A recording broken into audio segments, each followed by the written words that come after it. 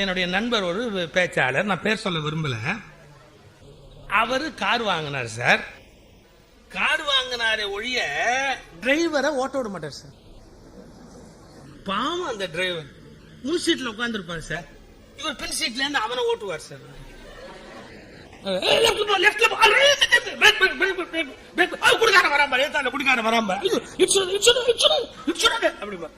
அவனை மாதிரி ஒரு கஷ்டமான டிரைவர் என் வாழ்க்கையில பார்த்ததே இல்லை.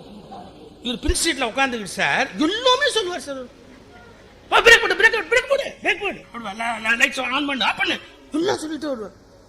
அந்த டிரைவர் சார் உருப்படியா அவனா ஒரு காரியம் பண்ணான் சார். என்ன, நிக்கில லாரியில போய் இடிச்சான் சார். அதாவது லாரி நிக்குது, இவன் நேரா போய் டம்னு விட்டான் சார். அவன் வாழ்க்கையில அவன் ஒரிஜினலா பண்ண ஒரே காரியம் அது. அத இடிச்சுட்டான் சார். இடிச்சவன் அதுக்கப்புறம் திரும்பி இவர்கிட்ட கேட்டான் சார், ஏன் சார் தூங்கிட்டீங்களா சார்? அதான் டாப். அவரு அழிவு கட்டவனே லாரியில போய் இடிச்சு அவன் சொன்னான் பாருங்க, நீங்க சொல்லுவீங்கன்னு எதிர்பார்த்தேன் சார். நீங்க சொல்லுவீங்க நான் எதிர்பார்த்தேன் சார். நீங்க ஒண்ணுமே சொல்ல உள்ள போய் டம்னு விட்டுட்டேன். நீங்க தானே சொல்லணும் லாரியில மோதாதேன்னு சொன்னா நான் மோதி இருப்பேன் கேட்டான். அன்னைக்கு வாய முன்னவர் என் ஃப்ரெண்ட். அதுக்கப்புறம் வாயே சார். எல்லாமே நீங்க சொல்லிக் கொடுக்க முடியுமா அந்த உலகத்துல? எந்த சூழ்நிலையிலும் கொஞ்சம் பிராட் திங்கிங் இருக்கணும். ஒரு மனுஷன் மகிழ்ச்சியா இருக்கணும், சந்தோஷமா இருக்கணும் அப்படின்னா சின்ன சின்ன விஷயங்கள்ல போய் மைண்ட் லாக் ஆயிடக்கூடாது. நான் இப்ப பாக்குறேன் எல்லாருமே அவசியம் இல்லாத சின்ன விஷயங்களை பெரிய பிரச்சனையாக்கி குடும்பங்கள்ல அமைதியை இழக்கிறாங்க. இப்ப நாங்க திருநெல்வேலி பக்கம், தஞ்சாவூர் பக்கம், நாங்க திருநெல்வேலி சைவ பிள்ளைமார். தஞ்சாவூர் எனக்கு ஜாதியில் நம்பிக்கை கிடையாது. நான் என் ஜாதியில பொண்ணு கொடுக்கல. நான் எல்லாத்தையும் ஓப்பனா சொல்லிடுறேன். எனக்கு ஜாதியில் நம்பிக்கை கிடையாது. ஆனா சொல்லணும்ல விவரம், அதுக்காக சொல்றேன். நாங்க திருநெல்வேலி சைவம், தஞ்சாவூர் சைவம் ஒண்ணு இருக்குது. தஞ்சாவூர் சைவமும் திருநெல்வேலி சைவமும் அப்பப்ப கொடுத்துக்குவாங்க. ஆனா கொடுத்ததுக்கு அப்புறம் சண்டை போடுவாங்க. ஏன்னா தாலி வேறையா இருக்கும், இந்த தாலி டைப் வேற, அப்புறம் மாப்பிள்ளை சீர் கொஞ்சம் வேற, முறுக்கு சைஸ் வேற. இவங்க 3 சுத்து, அவங்க 6 சுத்து, ஏதோ கணக்கு. அப்படி தஞ்சாவூர் சைவமும் திருநெல்வேலி சைவமும் சம்பந்தம் பண்ணாங்க சார். ஒரு கிழவி கெட்டு, அது என்ன முறுக்கு இப்படி வைக்காங்க, நாம எல்லாம் 6 சுத்து வைப்போம், 3 சுத்து. நான் சொன்னேன் 2 முறுக்கா தின்னு. இது முறுக்கு சைஸ் ஒரு பெரிய விஷயமா? நாங்க எல்லாம் மாப்பிள்ள வந்தா 2 ஸ்வீட் வைப்போம்.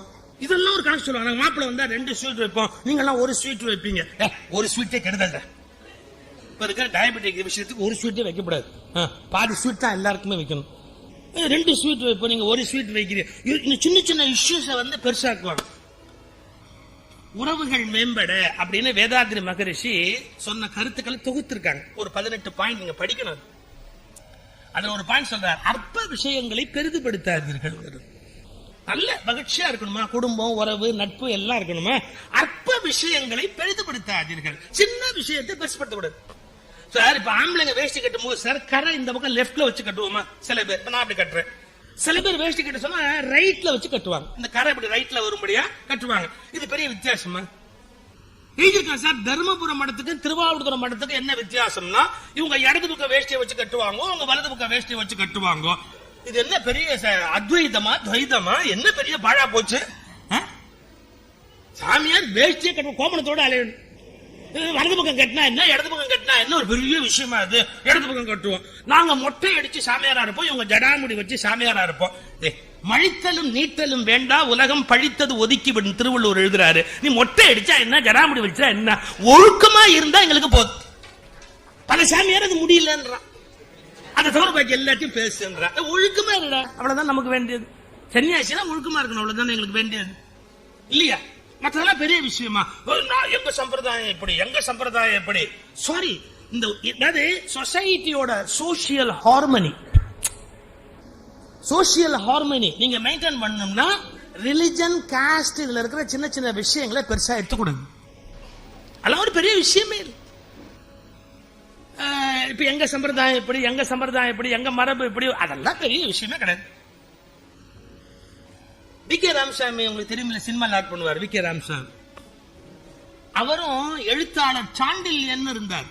2 பேரும் பெஸ்ட் ஃப்ரெண்ட்ஸ். இங்க சாண்டில்யன்ங்கிற எழுத்தாளரை எத்தனை பேருக்கு தெரியும்னு எனக்கு தெரியல. ஒரு காலத்துல கடல் புறா, காண்டீபம் இதெல்லாம் எழுதி குமுதம் பத்திரிகையே அவருக்காகத்தான் வித்துது. அவர் வயசுக்கு சம்பந்தம் இல்லாம செக்ஸியா எழுதுவார் சாண்டில்யன். அதான் அவருடைய நேச்சர். குடுமி வச்சிருப்பார் ஐங்க சாண்டில்யன். அவரும் வி கே ராமசாமியும் வடா போடான்னு பேசிக்கிற ஃப்ரெண்ட்ஸ் 2 பேரும், அவ்வளவு க்ளோஸ் 2 பேர். ஒரு நாள் சாண்டில்யன் வி கே ராமசாமி வீட்டுக்கு போறாரு. இத நானா கற்பனை பண்ணி சொல்லல, படிச்சு சொல்ல. சாண்டில்யன் ஒரு மீட்டிங்ல பேசி நான் கேட்டது என்னுடைய ஏர்லியர் டேஸ்ல லைஃப்ல. சாண்டில்யன் வி கே ராமசாமி வீட்டுக்கு போறாரு. ராமசாமி சொன்னார், வாயா வாயா, நல்ல நேரத்துக்கு வந்த. இன்னைக்கு ஒரு கல்யாண நிச்சயதார்த்தத்துக்கு போயிட்டு இருக்கிறேன், வரியா போவோம், அங்கேயே ராத்திரி சாப்பிட்டுருவோம், வா போலாம். இவரு சரி எங்க போலாம் அப்படின்னு கார்ல போய் இறங்கிட்டாங்க. 7 ஆச்சு, 7:30 ஆச்சு, 8 ஆச்சு. சாப்பிட கூப்பிட்டாங்க, போனாங்க, சாப்பிட்டாங்க. 8:30 ஆச்சு, 9 ஆச்சு. நிச்சயதார்த்தம் நடக்கவே இல்லை. சாண்டில்யன் கேட்டாரு, ஏன்பா இன்னும் நிச்சயதார்த்தம் நடக்கல? அது நடக்கும்னு தோணல, வா வீட்டுக்கு போலாம்னு. ராமசாமி கேட்ட உடனே என்னாச்சு அப்படின்னாரு. இல்லப்பா, எல்லாம் முடிச்சு நாங்க பேச ஆரம்பிக்கும் போதுதான் ஒரு சிக்கல் ஆகி போச்சு. நாங்க 2 பேரும் கொஞ்சம் ஜாதி வெவ்வேறேங்கிற விவரம் இப்பதான் தெரிஞ்சது. எப்படி தாம்பூலம் மாத்துறதுன்னு நாங்க நிறுத்திட்டோம் அப்படின்னா. என்ன வெவ்வேறு? மன்னிச்சுக்கோங்க, நான் புரிய வைக்கிறதுக்காக சொல்றேன், இல்ல நான் ஜாதி சொல்ல மாட்டேன், நான் புரிய வைக்கிறதுக்காக சொல்றேன். 2 பேரும் செட்டியார்னு போட்டுக்கிறாங்க, வாணிப செட்டியார்னு போட்டுக்கிறாங்க.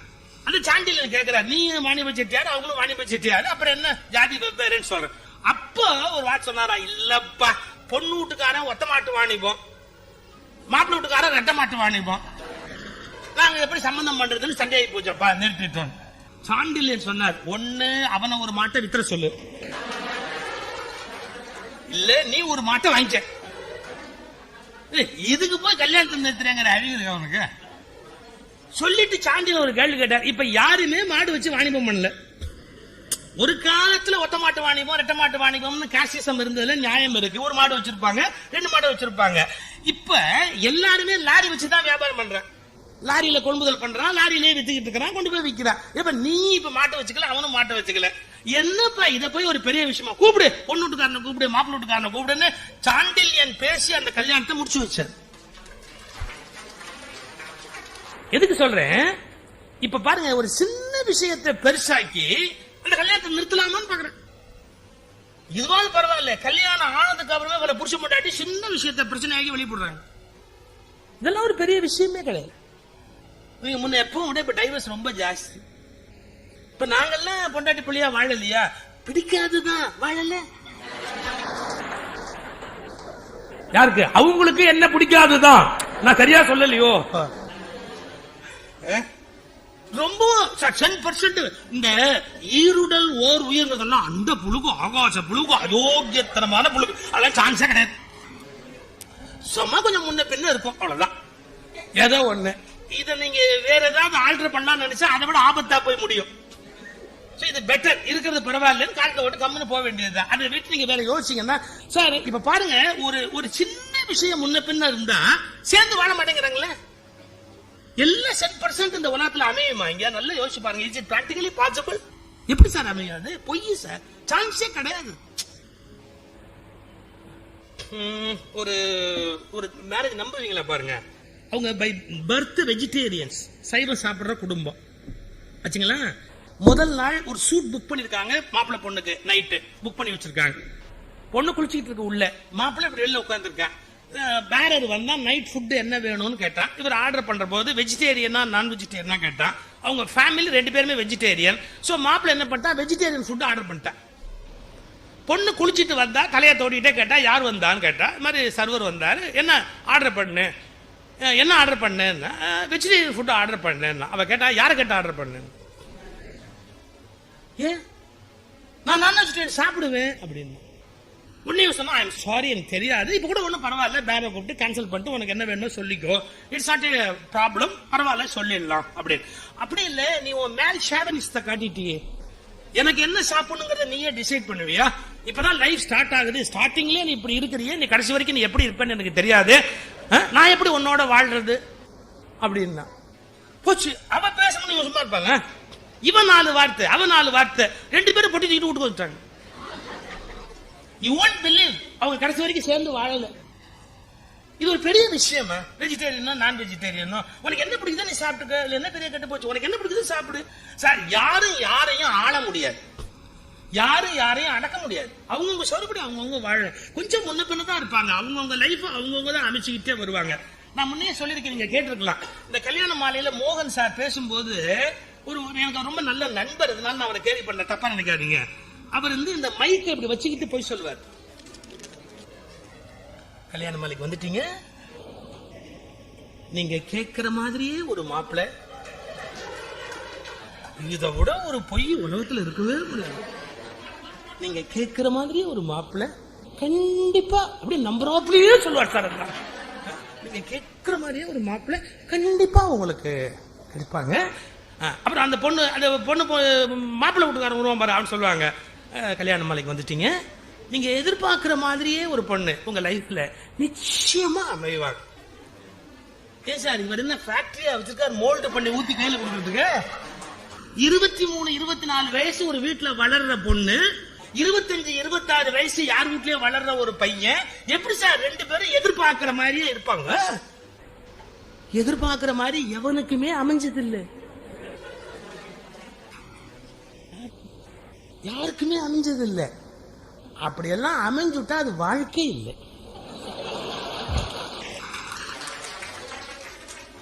என்னமோ கொஞ்சம் கொஞ்சம் பெண்டா இருக்கும். எங்க தாத்தா பாட்டி எல்லாம் போட்டது ஐயோ பயங்கர வேடிக்கையாகும்.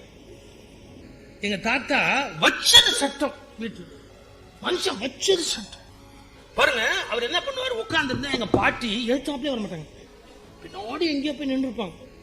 அவர் ஏன்னு கூப்பிடுவார், ஏய் அப்படிம்பார். உங்க பாட்டி வந்து நிற்பாங்க, அவங்களுக்கு என்ன ஏயினா பேர் வச்சாங்க. இதுல கொடுமை, எங்க அப்பாவும் எங்க அம்மாவும் ஏயின்னு தான் கூப்பிடுவார். எங்க அம்மா பேர் கோமதி, ஏய் அப்படிம்பார். எனக்கு கூட அப்படி ஒரு ஆசை தான். இப்ப நான் ஏன்னு கூப்பிட்டு டேன்னு பதில் வந்துருச்சுன்னு வச்சுங்க, அப்புறம் சொல்லின்னு செல்வர் சொல்வேந்தர் எல்லாம் மான மரியாதையும் மொத்தமா போயிடும். அந்த மாதிரி ரிஸ்க் எல்லாம் நான் எடுக்கிறதே இல்லை. ஜாக்கிரதையா என்னம்மா போலாமா, வெளியில போலாமா, நான் மட்டும் போயிட்டு வந்துட்டுமா, விஷயம் முடிஞ்சு போச்சு. எதுக்கு சொல்ல வரேன், காலம் மாறுது சார். நேற்று போல் இன்று இல்லை, இன்று போல் நாளை இல்லை. இது சினிமா பாட்டு, அழகான பாட்டு. நேற்று போல் இன்று இல்லை, இன்று போல் நாளை இல்லை. Every minute everything is changing. வாழ்க்கையில் தெரிஞ்சுக்கணும், every minute everything is changing. அதுக்கு நம்ம அகாமடேட் பண்ணணும், அதுக்கு தகுந்த மாதிரி தான் வாழ்றதுக்கு பழகணும். சின்ன விஷயங்கள், அற்ப விஷயங்களை பெருசுப்படுத்தி எவ்வளவு பேர் சண்டை போட்டிருக்காங்க தெரியுங்களா? நான் போனேன், என்ன வான்னு கேட்கல, என்ன போன்னு சொல்லல, வானே சொல்லல, அப்புறம் எப்படி உன்னை போன்னு சொல்லுவாங்க? ஆனா கரெக்டா வான்னு சொல்லல, போன்னு சொல்லல, விஷயம் அதோட முடிஞ்சு போச்சு. இல்ல என்ன வான்னு சொல்லல, போன்னு சொல்லல, என் மானத்தை வாங்கிட்டான். இருந்தா தானப்பா வாங்கறதுக்கு. இல்லாதவங்க அதை பத்தி கவலைப்பட்டா என்ன பண்றது? நான் என்ன சொல்ல வரேன், மனிதர்கள் கொஞ்சம் முன்ன பின்ன இருப்பாங்க, பெருசுப்படுத்த கூடாது. நம்முடைய ஒன்னு சொல்லட்டுமா, எந்த காலகட்டத்திலையும் உறவுகளை விட்டு கொடுக்காது, ரொம்ப முக்கியம். ஒரு வீட்டுல சார் ஒரு அண்ணன் தங்கச்சி, இந்த அண்ணன் தங்கச்சிக்கு ஏதோ மிஸ் அண்டர்ஸ்டாண்டிங் வந்துருச்சு சார், ஏதோ ஒரு பிரச்சனையில மிஸ் அண்டர்ஸ்டாண்டிங் வந்துருச்சு சார். இந்த தங்கச்சி வீட்டுல மாமியார் இறந்து போறாங்க. இப்ப அண்ணன் கொண்டாந்து அந்த ஒரு மரியாதை செய்யணும்னு ஒரு கணக்கு இருக்கு உறவுல. அண்ணன் செய்ய வேண்டிய சம்பந்தி செய்ய வேண்டிய ஒரு கடமை இருக்கு, செய்யாம விட்டுட்டான் சார். இப்ப அவன் ஏதோ ஒரு கோபத்துல அந்த க்ஷணத்துல விட்டுட்டான். அந்த ஒய்ஃப் எவ்வளவு கஷ்டம் தெரியுங்களா? அவங்க கணவன் வீட்டுல உங்க அண்ணன் பாரு எப்படி பண்ணிட்டான் பாரு, உங்க அண்ணன் பாரு எப்படி பண்ணிட்டான் பாரு. இனிமே மறுபடியும் மாமியார் உயிரோடு எழுப்பி மறுபடியும் கொல்ல முடியுமோ? அது இப்ப முடிஞ்சு போச்சு, அது ஏதோ நல்ல செய்தி, அதோட முடிஞ்சு போச்சு. இவங்க அண்ணன் கோச்சிக்கிட்டு சார் செய்ய வேண்டிய அந்த சீர் செய்யாம விட்டான் சார். வாழ்நாள் முழுக்க அந்த அம்மா கஷ்டம். இன்னைக்கு சொல்றேன், 1000 கருத்து வேறுபாடு இருந்தாலும் அது மாதிரி சம்பிரதாயமான சீர் செஞ்சிருங்க, அதெல்லாம் பெருசா எடுத்துக்காதீங்க. அவைகளை பெரிதுபடுத்தாமல் உறவுகளை பாதுகாப்பதை ஒரு பழக்கமா எடுத்துக்கணும். சண்டை நாளைக்கு சமாதானமா ஆயிடலாம். நாளைக்கு சமாதானம் ஆனா இந்த இடத்தை எரைஸ் பண்ணி ஏதாவது பண்ண முடியுமா? முடியாது இல்லையா? சோ கூடுமான வரைக்கும் தவிர்த்திடணும். சண்டையே வேண்டாம், மகிழ்ச்சியா இருக்கணும் அப்படின்னு பழகணும்.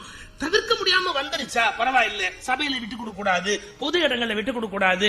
உறவுகளுக்கு மத்தியில எப்படி நம்ம அந்த கௌரவத்தை காப்பாற்றணுமோ அப்படி காப்பாத்திட்டு பேசாம போயிடுச்சு. இன்னைக்கு ஒரு நண்பரோட பேசிட்டு இருந்தேன், ஒரு வார்த்தை சொன்னாரு, சில பேருக்கு நிறைய பணம் இருக்கும், ஆனா எப்படி வாழணுங்கிறது தெரியாது. நிறைய சிறந்த இடங்கள் கிடைக்கும் லைஃப்ல, அதாவது ரொம்ப புண்ணியம் பண்ணி அப்படி ஒரு சில ஸ்தானங்கள்ல போய் உட்காருவாங்க, காப்பாற்ற மாட்டாங்க. எல்லாராலும் வணங்கத்தக்க ஒரு ஸ்டேஜ்ல இருப்பாங்க. பண்ணக்கூடாத தப்ப பண்ணி அசிங்கப்பட்டு ஊர் உலகத்துல மரியாதை கட்டுக்குவாங்க.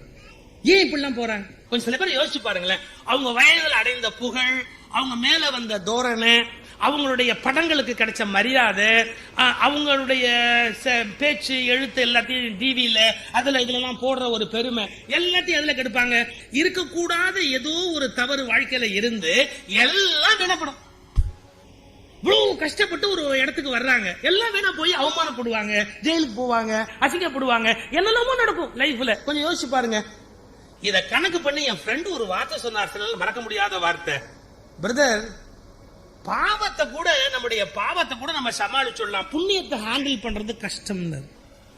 நம்முடைய பாவத்தை ஹேண்டில் பண்றது ஈஸி, புண்ணியத்தை ஹேண்டில் பண்றது கஷ்டம். புண்ணியத்தினால நமக்கு ஒரு ஸ்டேட்டஸ் வருது பாருங்க, அதை காப்பாத்திக்கிறது உலகத்துல கஷ்டத்துல பெரிய கஷ்டம். அதை விட்டுடுறான் பல பேர். பாவத்துல அது நீங்க ஒண்ணுமே பண்ண வேணாம், பாவத்துல வர வேண்டிய வைத்து வந்தே தீரும், அது உங்ககிட்ட இல்ல. ஆனா புண்ணியத்துல அப்படி இல்ல. நீங்க என்னென்ன கிருத்துருவம் பண்ணுவீங்கன்னு உங்களுக்கு தெரியாது. புண்ணியத்துல வேண்டாம், எல்லாராலும் கும்பிடப்படுகிற இடத்துக்கு வந்து கேவலமா போனவன் எவ்வளவு பேர் இருக்கான் தெரியுங்களா? லைஃபையே வீணாக்குனவன் எவ்வளவு பேர் இருக்கலாம், யோசிச்சு பாருங்க. அப்ப நமக்கு வாழ்க்கையில ஒரு உயர்வு கிடைச்சிருக்கு, அதை எப்படி காப்பாற்றணும்? எதன் மேலேயோ ஒரு அட்டாச்மெண்ட் வச்சுக்கிட்டு, ஏதோ ஒண்ணு மேல போய் ஒரு பிடிப்பை வச்சுக்கிட்டு, அந்த பணத்து மேல கொண்டு போய் தேவையில்லாத ஒரு பிடிப்பு. அது நான் படிச்ச ஒரு வார்த்தை உங்களுக்கு சொல்ற, ரொம்ப அழகான ஒரு வார்த்தை. வாழ்க்கையில வந்து பணத்தை துரத்தாத, ஆனா செல்வத்தை துரத்து அப்படின்னா. Don't chase money, chase wealth அப்படின்னு போட்டிருந்தா. ரெண்டுக்கு வித்தியாசம் இருக்கு. வெறும் காகித குப்பை பணத்தை இன்னைக்கு இந்தியாவில் இருக்கிற பல பேர் பணம் வேணும் பணம் வேணும் பணம் வேணும் தான் நினைக்கிறாங்களே ஒழிய வெல்த் வேணும் நினைக்கிறாங்க. there is a vast difference between money and wealth. பணத்துக்கும் வெல்த்துக்கும் நிறைய வித்தியாசம் இருக்கு. வெல்த்ங்கிறது ரொம்ப பெரிய விஷயம். திருவள்ளுவர் எழுதுறாரு, செல்வத்து செல்வம் செவி செல்வம், கல்வி செல்வம், மக்கள் செல்வம். மக்கள் பணம்னு எழுதுறாரு, செவி பணம்னு எழுதுறாரு. பணம்ங்கிறது கவர்மெண்ட் அச்சடிக்கிற நோட்டு. நாளை காலம்புற 2000 செல்லாதுன்னா என்ன பண்ணுவீங்க? பாவம், நீங்களே ஒரு நம்பிக்கையோட இருக்கிறீங்க. நாளை காலையில யாரு கண்டா என்ன வேணாலும் வரலாம். திடீர்னு நம்முடைய பிரதமருக்கு ஒரு உற்சாகம் வரலாம், இன்னைக்கு ராத்திரியே ரேடியோல பேச வரலாம் இல்லையா? வந்து அந்த அதிர்ஷ்டம் நாட்டுக்கு நல்லதுதான் சொன்ன கேட்க வேண்டியதுதான். நாம என்ன பண்ண முடியும்? எதுக்கு சொல்ல வர? இது ஒண்ணு பெரிய விஷயம் இல்ல. அதுல இருக்கிற அட்டாச்மெண்ட் வச்சுக்கிட்டு நம்ம சந்தோஷமா இருக்க முடியுமா சார்? வெல்த்ங்கிறது வேற சார். பணம் காகிதம் இல்ல, அதை தாண்டி சந்தோஷம், வீட்டுல நல்ல குடிக்க தண்ணி, ஒரு நல்ல இசை, மங்களகரமா ஒரு விளக்கெறியறது, ஒரு குழந்தை ஓடி வந்து மடி மேல ஏறி அந்த குழந்தை மடியா ஈரமாக்கிட்டு போறது, அதான சார் வெல்த். இதெல்லாம் நடந்ததுன்னு வாழ்க்கையில சந்தோஷமா இருக்கும். ஒரு கேலி, ஒரு கிண்டல், ஒரு மகிழ்ச்சி, ஒரு ஊதுவத்தி நறுமணம், ஒரு மல்லிகை பூவோட வாசனை, ஒரு குருவி வந்து வீட்டுல அப்படி குறிஞ்சி அப்படி மாடியில் நின்று ஆடிட்டு போறது, எத்தனை விஷயம் சந்தோஷத்துக்கு இருக்கு.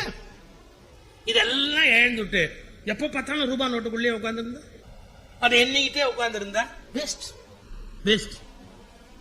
இன்னொன்னு சொல்ல பாருங்க, ரொம்ப பாதுகாப்பு உணர்வோட இருக்காதீங்க.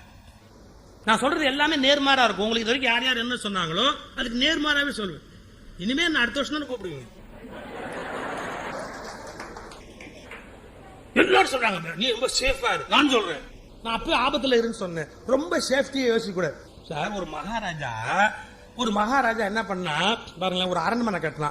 எப்படின்னா எல்லா பக்கமும் அடிச்சுட்டு ஒரே ஒரு பக்கம் மட்டும் வாசல் வச்சு உள்ள போய் உட்கார்ந்துகிட்டு யாரும் உள்ள வர முடியாது, எவ்வளவு பாதுகாப்பா வச்சிருக்கான் பா அப்படி.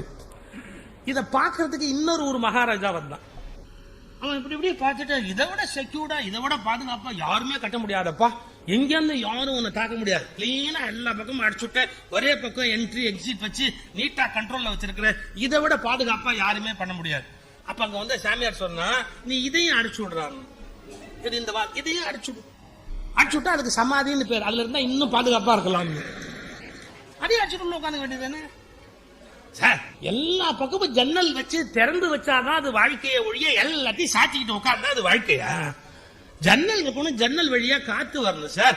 ஜன்னல் திறந்து இருக்கணும், ஒரு அங்க வாசல்ல பூக்கிற மகிழம்பூவோட வாசனை வீட்டுக்குள்ள வரணும், அதுல வாழ்க்கை திறந்து இருக்கணும். சேஃப்டி சேஃப்டி சேஃப்டின்னு எல்லாத்தையும் மூடிக்கிட்டு பாதுகாப்பா உள்ள உட்கார முடியுமா? இல்லையா? இயற்கையோடு சேர்ந்து வாழ்வதில் இருக்கிற மகிழ்ச்சி வேற எதுலயா இருக்க? வீட்டுல உட்கார்ந்து போது ஒரு பூனை வந்து இப்படி தேய்ச்சிட்டு போகும் காலில், எவ்வளவு பெரிய ஒரு சந்தோஷம் வாழ்க்கை. எங்க வீட்டுல ஒரு நாய் வளர்த்து சார், நாயின்னு சொல்லக்கூடாது சார், அந்த நாய் வந்து 4 கால் நண்பர், எங்களுடைய 4 கால் நண்பர். என்ன அட்டாச்மெண்ட் தெரியுங்களா? என்ன அட்டாச்மெண்ட் அதெல்லாம் அனுபவிச்சு பார்த்தா எவ்வளவு சந்தோஷம். எனக்கு இந்த பணக்கார வீட்டு அம்சத்துல நாய் வளர்க்கணும்ன்ற எண்ணமே கிடையாது. என்னுடைய பிள்ளைங்க வந்து நாய் வளர்க்கணும்னு கேட்டாங்க. பா நாய் வளர்க்கணும். நான் சொன்னேன், நான் வளர்க்கறது போதாதா, இன்னும் வேற எதுக்கு வளர்க்கணும்?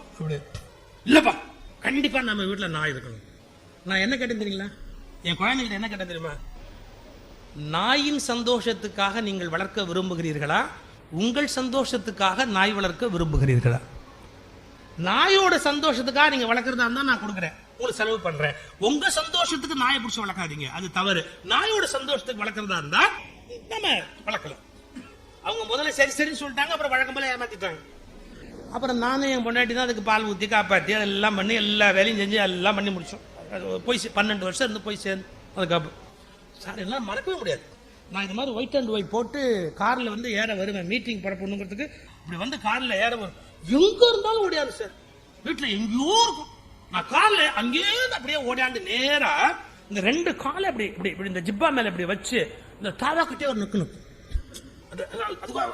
அது அந்த வீட்டுக்கு நான் தான் எஜமானன்னு ஒரு தப்பான அபிப்பிராயத்துல இருந்தேன். அதுவா நினைச்சு நான் என்ன பண்ண முடியும்? 2 காலை அப்படி வச்சு இந்த தாவா கட்ட அதுக்கு அது ஐயோ பெரிய இம்சை கூடாது. ஆனா நான் அதுக்காக என்ன பண்ணுவேன், படி இறங்கி வரும்போதே மாடியில இருந்து வருவேன், இறங்கி வரும்போதே என் ஒய்ஃப்ட கேட்பேன், அம்மா நான் ஏன் கட்டிட்டியா அப்படின்னு. அவன் சொல்ல அப்பவே கட்டிட்டேன்னு.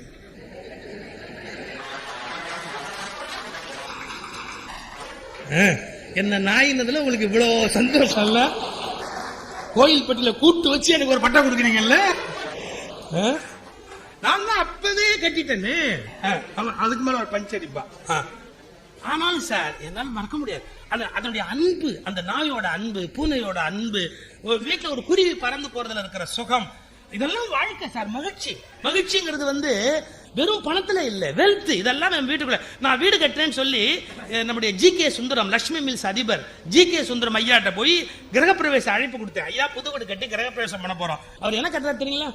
நான் வீடு கட்டி இருக்கிறேன், கிரகப்பிரவேச அழைப்புன்னு கொடுத்த உடனே அவர் சொன்னாரு, அதுல காக்காய்க்கும் வீடு கட்டி இருக்கீங்களா? எப்படி? அதுல காக்காய்க்கும் வீடு கட்டி இருக்கீங்களா அப்படின்னா, வீட்டுல மரம் வச்சிருக்கியான்னு கேக்குறாரு. அதுல காக்காய்க்கும் வீடு கட்டி இருக்கீங்களா? அப்புறம் சொன்னாரு, கட்டுங்கோ, காக்காய்க்கு குருவிக்கு அணிலுக்கு எல்லாம் இருக்கிற மாதிரி வீடு கட்டுங்க. எனக்கு அப்ப அது அருமை தெரியல சார், அவர் சொன்ன போது. அப்புறம் தான் தெரியுது, ஏன் நம்ம பிள்ளைங்க எல்லாம் போனதுக்கு அப்புறம் பேச்சுவார்த்தைக்கு யாருமே இல்லை, இதுக்கெல்லாம் இருந்தாதான் ஏதோ வண்டி ஓடும். கல்யாணம் தான் பொம்பளை பிள்ளைங்க போயிடுது, அது பாட்டுக்கு எப்பவாது பேரம்பேத்தி வருது, வந்தாலே வசூலோட தான் போகுதுங்க. வெறும் கையோட வருதுங்க, பையோட போகுதுங்க. கையோட வருதுங்க, பையோட போகுதுங்க. என்னமோ போட்டோம், நம்ம என்ன பண்ண போறோம், சம்பாதிச்சு வாரிட்டா போறோம். எதுக்கு சொல்ல வரேன், இந்த குருவி, நாய், பூனை எல்லாத்தோட சேர்ந்த மனுஷன் வாழ வேண்டாமா? அவர்களும் நம் குடும்ப உறுப்பினர்கள். உங்கள் ரேஷன் அட்டையில் அவர்கள் பெயர் இல்லை என்றாலும் அவர்களும் சேர்ந்ததுதான் உங்கள் குடும்பம் என்பதில் நினைவிருக்க வேண்டும். எல்லாம் 2 சம்பவம் சொல்றேன் உங்களுக்கு. நான் பஸ்ல போன சம்பவத்தை. ஒண்ணு வந்து ஊட்டிக்கு போறேன். ஊட்டியில எனக்கு பேச்சு வைப்போம். கோயம்புத்தூர்ல இருந்து ஊட்டிக்கு போகணும். நான் ஊட்டிக்கு போகும்போது சார் பஸ்ல ஏறி உட்கார்ந்தேன். என் பக்கத்து சீட்ல ஒருத்தன் உட்கார்ந்தான். ஏதோ அப்ப டிக்கெட் கொடுத்து சில்லறை வரணும். அந்த சில்லறை அவனுக்கு என்ன வர வேண்டியிருக்கும், ஒரு 8 அணாவோ என்னமோ வர வேண்டியிருக்கும். பாக்கி சில்லறை வரணும். உங்களுக்கு வேற கிரகத்திலேருந்து வந்த கண்டக்டர் தான் சில்லறை கொடுப்பாங்க. வேற கிரகத்திலேருந்து வந்திருந்தா சில்லறை கொடுப்பாங்க. அவரு நம்ம தமிழ் தாய் நாட்டிலேயே பிறந்து வளர்ந்ததுனால அவர்கிட்ட சில்லறை இல்லை. அது பெரிய பிரச்சனை, அது சில்லறை இல்லை அவர்கிட்ட. ஆனா அவரு சில்லறை இல்லைங்கிறத முதல்ல சொல்லல. அவர் என்ன பண்ணாரு, காசு வாங்கி உள்ள போட்டாரு, டிக்கெட்டை கொடுத்தாரு. இவரு 8 அணா பாக்கினாரு, வரட்டும் தரேன்ட்டு போயிட்டாரு. இவன் சார் என் பக்கத்துல உட்கார்ந்து இருந்தவன் சார் அவரையே பாக்குறான் சார்.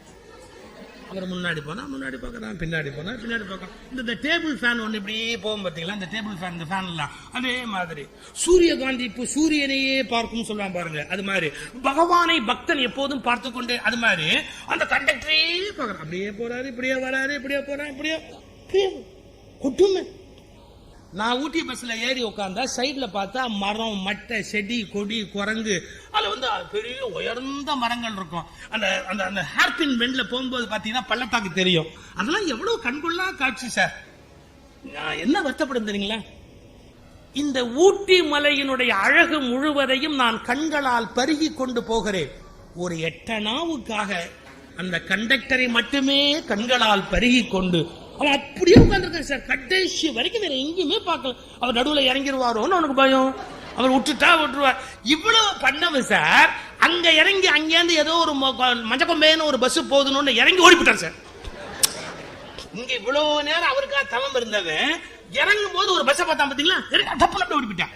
நான் அப்பதான் நினைச்சேன், எட்டனா ஊட்டி அழகையே கெட்டுட்டு. எவ்வளவு மனிதர்கள் தெரியுமா ஒரு சின்ன ஒரு விஷயத்துல மனசை கொண்டு போய் வச்சுட்டு அனுபவிக்க வேண்டிய பெரிய விஷயங்களை அனுபவிக்க மாட்டாங்க. ஒரு வீட்டுக்கு என்ன சாப்பிட கூப்பிட்டாங்க. எனக்கு ஒரு நல்ல பழக்கம், யார் கூப்பிட்டாலும் வருவேன். வேணா ட்ரை பண்ணுங்க, கூப்பிட்டு பாருங்க. அப்படி விட்டா போனேன். நான் உட்காந்துருக்கேன். ஒரு போன் வந்தது. அப்பெல்லாம் இந்த போன் ஹேண்ட் போன் தான் போய் பேசும். என்ன கூப்பிட்டாரு பார்த்தீங்களா, ஒரு பெரிய பணக்கார. அவர் போய் அந்த போன் பேசிட்டு வந்து ஒரு மாதிரி உருன்னு ஆயிட்டாரு. 5 லட்சம் ரூபாய் நஷ்டம், 5 லட்சம் ரூபாய் நஷ்டம், 5 லட்சம் ரூபாய் நஷ்டம். 5 லட்சத்துக்கு நான் சாப்பிட மாட்டேன். யாராவது படம் எடுக்கிறேன்னு அவர்கிட்ட வாங்கிட்டு போனா சாப்பிட்டுருவான். 5 லட்சத்தை ஒரே நாள்ல சாப்பிட்டுருவான். எனக்கு புரியல, எனக்கு 5 லட்சம் ரூபாய் நஷ்டம், 5 லட்சம் ரூபாய் நஷ்டம். அப்புறம் மறுபடியும் இன்னொரு போன் வந்து அரேஞ்ச் பண்ணாரு பாருங்க. அவங்க வீட்டம்மா அங்கேருந்து வந்து ஜூஸ் கொண்டாந்து வச்சாங்க. என்னம்மா சொல்றாரு 5 லட்சம் ரூபாய் நஷ்டம்? அந்த அம்மா சொல்லிச்சு பாரு, அது ஒரு பைத்தியம். அந்த அம்மா சொன்னா கரெக்டா இருக்கும். மற்றவங்க சொன்னா டவுட் வரும் நமக்கு. அதுக்கு கூடவே இருந்து கவனிச்சிருக்குல்ல, அது ஒரு பைத்தியம். என்ன சொல்லுங்க. அவங்க சொன்னாங்க, சார் இவர் ஒரு கான்ட்ராக்ட் எடுத்து எல்லாம் ஒரு வியாபாரம் பண்ணார் சார். இவருக்கு 1 கோடி வரணும் சார். அதுல லாபம் 1 கோடி வரணும். இவருக்கு கொடுமை பாருங்க, 95 லட்சம் தான் வந்தது. 1 கோடி வரணும், 95 லட்சம் தான் வந்தது. அன்னையிலேருந்து 5 லட்சம் நஷ்டம், 5 லட்சம் நஷ்டம், 5 லட்சம் நஷ்டம்னு புலம்பிய உயிரை விடுறாரு ஒழிய இவர் என்ன சார் பண்றது? ஏன் சார் 95 லட்சம் வந்தது தெரியல சார், வராத 5 லட்சம் அந்த பாடுபடுத்துது சார். வராத 5 லட்சம், 5 லட்சம் நஷ்டம், 5 லட்சம். இதான் மனுஷனுடைய வாழ்க்கையில. கையில் கிடைத்தவற்றை கொண்டாட தெரியவில்லை, எது கிடைக்கவில்லையோ அதற்காக திண்டாட தெரிகிறதே ஒழிய கிடைத்தவற்றை கொண்டாட தெரியவில்லை. We are blessed, really we are blessed. எவ்வளவு வகையில we are blessed தெரியுங்களா? ஒரு ஹியூமன் ரிசோர்சஸ் ட்ரெய்னர், மனிதவள மேம்பாட்டு நிபுணர், அவர் ஒரு கிளாஸ் எடுத்தார். ஒரு முறை நான் பேசுறேன், இன்னொரு நிபுணர் கிளாஸ் எடுக்கிறார். அது நடந்தது ஒரு சம்பவத்துல. அவர் எப்படி கிளாஸ் எடுக்கிறாருங்கிறதுக்காக நான் கூட நின்று வாட்ச் பண்றேன். இவர் கிளாஸ் எப்படி ஹேண்டில் பண்றார் அப்படின்னு. சார் அவர் என்ன பண்ணாரு பாருங்க, 2 ஒயிட் ஷீட் கொடுத்தாரு. எல்லாத்தையும் 2 ஒயிட் ஷீட் கொடுத்துட்டு, இந்த ஒயிட் ஷீட்ல உங்க பிளஸ் எழுதுங்க, உங்க மைனஸ் எழுதுங்க. உங்களுக்கு லைஃப்ல பிளஸ் இருக்கும், மைனஸ் இருக்கும். பிளஸ் எல்லாம் ஒரு ஷீட்ல எழுதுங்க, மைனஸ் எல்லாம் ஒரு ஷீட்ல எழுதுங்க அப்படின்னு ஷீட் கொடுத்தாரு. நிறைய பேர் வந்து மைனஸ் நிறைய எழுதி இருக்கிறான், பிளஸ் கம்மியா எழுதி இருக்கிறான். தனக்கு பிளஸ் லைஃப்ல கம்மி அப்படின்னு அவர் எல்லாத்தையும் இப்படி படிச்சாரு. எல்லாம் படிச்சுட்டு அங்க வந்திருந்த ஒருத்தர் ஒண்ணுமே எழுதல, பிளஸ் எழுதல. அவர் பேப்பர் எம்டியா கொடுத்தார். அப்படி எம்டியா கொடுத்தார். மைனஸ்ல ஏகப்பட்டது எழுதி இருக்கிறாரு, ஆனா பிளஸ்ல ஒண்ணுமே எழுதல. இது இப்படி இப்படி திரும்பி பார்த்துட்டு, சார் அந்த ட்ரெயினர் பயங்கர போல்டு சார்.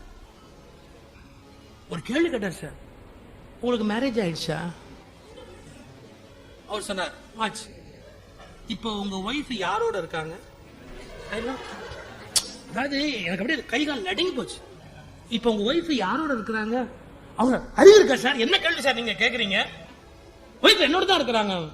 அது உங்களுக்கு பிளஸ்ஸா தெரியலையா? உங்க மனைவி உங்களுடைய 25 வருஷமா வாழ்ந்து இருக்கிறதுங்கிறது ஒரு பிளஸ் உங்களுக்கு தெரியலையா? நம்மளை நம்பி, நம்மளை மதிச்சு, நம்மளை ஏற்றுக்கொண்டு ஒரு நபர் வாழுகிறார்கள் என்றா அது எவ்வளவு பெரிய பெருமைன்னு உங்களுக்கு புரியலையா? அதை நீங்க யோசிச்சு பார்க்க மாட்டீங்களா? எழுதுங்க சார். கல்யாணம் 25 வருஷம் ஆச்சு, இன்னும் என் மனைவி என் கூட இருக்கிறாங்க. எழுதுங்க சார். அடுத்த வாரம் என்ன, உங்க பையன் எந்த ஜெயில இருக்கான்? இல்ல விளையாடுறீங்க, அவன் ஏன் ஜெயில இருக்கான்? என் பையன் ஜெயில இல்லாம வீட்டுல இருக்கிறான். அதை விட பிளஸ் இந்த உலகத்துல என்ன வேணும்? எழுதுங்க சார். நீ ஒன்னொன்னு அப்படி சொல்ல சொல்ல சொல்ல எனக்கு அப்படியே ஷாக்கா இருக்கு. எழுதுறீங்களா? நமக்கு என்னென்ன கிடைத்திருக்கிறது என்பதனுடைய அருமை நமக்கு தெரியல சார். நம்ம எவ்வளவு பிளெஸிங்ஸ் வச்சிருக்கிறோம், எவ்வளவு ஆசீர்வதிக்கப்பட்டோம் அப்படிங்கிறது நமக்கு தெரியல. எல்லாமே நமக்கு கொடுக்கப்பட்டிருக்கு பல விஷயங்கள், ஆனா நமக்கு தெரியல. கொடுக்கப்படாத ஒரு சின்ன பகுதி, அதையே பார்த்துக்கிட்டு எனக்கு இல்ல, எனக்கு இல்ல, எனக்கு இல்ல, எனக்கு இல்ல. தவறு இல்லையா? ஒரு சின்ன விஷயத்துல மைண்ட் லாக் ஆகி அதுலயே கஷ்டப்பட்டுக்கிட்டே இருந்தா அது எப்படி வாழ்க்கையா? இன்னொரு முறை நான் ஊட்டிக்கு போறேன் பாருங்க. அப்போ பஸ்ல அப்படி அவசரமா போய் பஸ்ல ஏற போறேன். எனக்கு ஒரு பெரிய அதிர்ச்சி. என்ன அதிர்ச்சின்னு கேட்டா, ஃப்ரண்ட் சீட் எல்லாமே புக் ஆயிடுச்சு, எல்லாம் உட்காந்துட்டாங்க. இந்த லாஸ்ட் ரோ 6 பேர் உட்கார்றதுக்கு பாருங்க, அதான் காலியா இருக்கு. நான் பொதுவாக அதை விரும்ப மாட்டேன். ஏன்னா தூக்கி போடும். தேவலோகத்துக்கும் பூலோகத்துக்கும் தேவலோகத்துக்கும் பூலோகத்துக்கும் போயிட்டு வர்றது ரொம்ப கஷ்டம். இது எப்படி அதுல உட்காந்து வருது, நமக்கு பெரிய கஷ்டமாச்சு அப்படின்னு நினைச்சிட்டு நமக்கு சௌரியப்படாது அப்படின்னு நான் பஸ்ஸை விட்டு இறங்குறேன். நான் இறங்கும் போது முன்ரோல இருந்து ஒருத்தர் பார்த்துட்டார். அவர் என்ன பார்த்து கூப்பிடாரு. சார், நான் இந்த அளவு அப்போ பாப்புலர் கிடையாது. டிவில எல்லாம் வந்ததுக்கு அப்புறம் தான் பாப்புலாரிட்டி வரும். அது முதல்ல வருமா என்ன? அப்போ கிடையாது. ஆனா அவருக்கு எனக்கு தெரியுது கோயம்புத்தூர்காரு. அதனால சார் சார் சார் நீங்க வாங்க, நீங்க சுகிஷ் வந்தா நீங்க வாங்க, உட்காருங்க சார், என் சீட்ல உட்காருங்க சார், ஃப்ரண்ட்ல நீங்க உட்காருங்க, நான் அடுத்த பஸ்ல வரேன், எனக்கு ஒன்றும் பெரிய வேலை இல்லை, அடுத்த பஸ்ல வரேன். அவருக்கு ஒருவேளை அதே பஸ்ல வந்தா எனக்கு டிக்கெட் வாங்க வேண்டி இருக்குமோன்னு கவலை. ஏன்னா பெருவாரியான பேச்சாலும் ஓசியிலேயே தான் டிராவல் பண்ணுவோம். அந்த டிரைவர் என்ன பண்ணிட்டாரு, நான் அடுத்த பஸ்ல வரேன்னு இறங்கிட்டார் அவர். நான் உட்காந்துட்டேன் ஃப்ரண்ட்ல உட்காந்து. இந்த பஸ் புறப்படுது சார். பஸ் புறப்படும் போது அந்த லாஸ்ட் சீட்டு காலியா இருக்கான்னு திரும்பி பார்த்தா எனக்கு ஒரு ஷாக்.